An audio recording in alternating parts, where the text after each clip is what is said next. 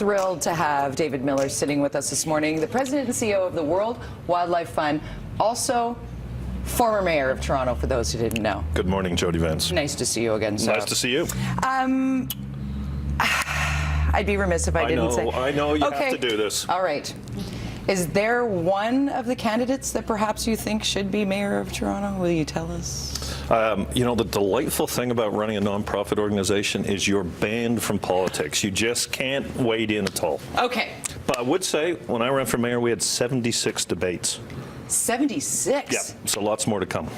There you go. I remember I lived in Toronto when you were mayor of Toronto, of course, yes. And I remember how many green initiatives you had at the time and wanting to create a beautiful waterfront there in Toronto. And now you are with the World Wildlife Fund and putting forward these green initiatives on a global scale as a representative. Does Earth Hour, what we will see this weekend, does it have impact? Does it make a difference? I think it has a huge impact, and exactly for the reasons you said. I mean, it's not just turning off the lights for the hour.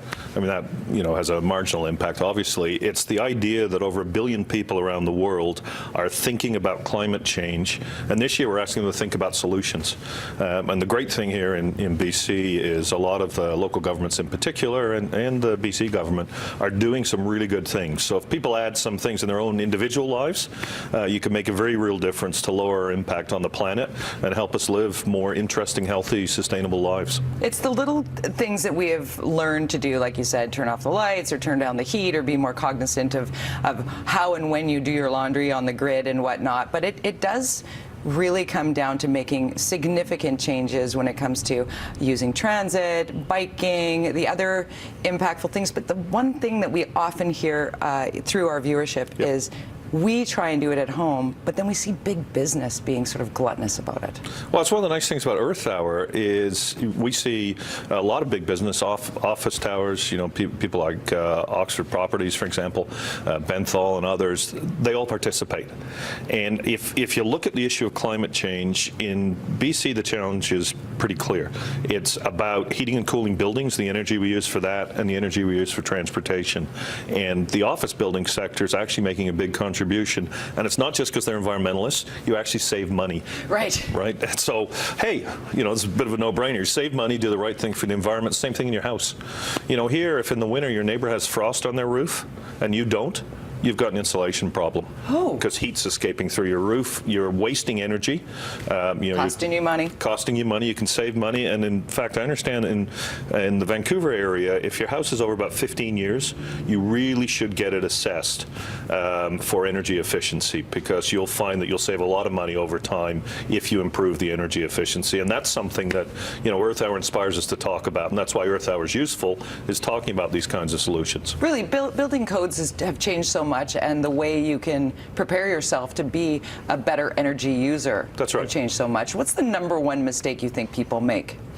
I think the first thing is to realize that you actually will save money if you do the right thing. And it's not just for doing the right thing. So for people, it should be a win. And I'd look at my house. If you live in a house, I'd look at that first. You know, is the house energy efficient? Are we doing the right things? You know, are we leaving our computers charging all night? Right. And by the way, that's a great thing for Earth Hour. I've got kids. They're always on their phones. Right, they're always watching TV. Electronics are always on.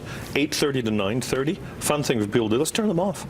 Just turn them all the way off. Unplug them. Unplug them. Even television. Sorry, but you're on in the morning, so I'm okay with that. I'm okay with that. I've got a 6-year-old, and you know what? Climate change is a real deal.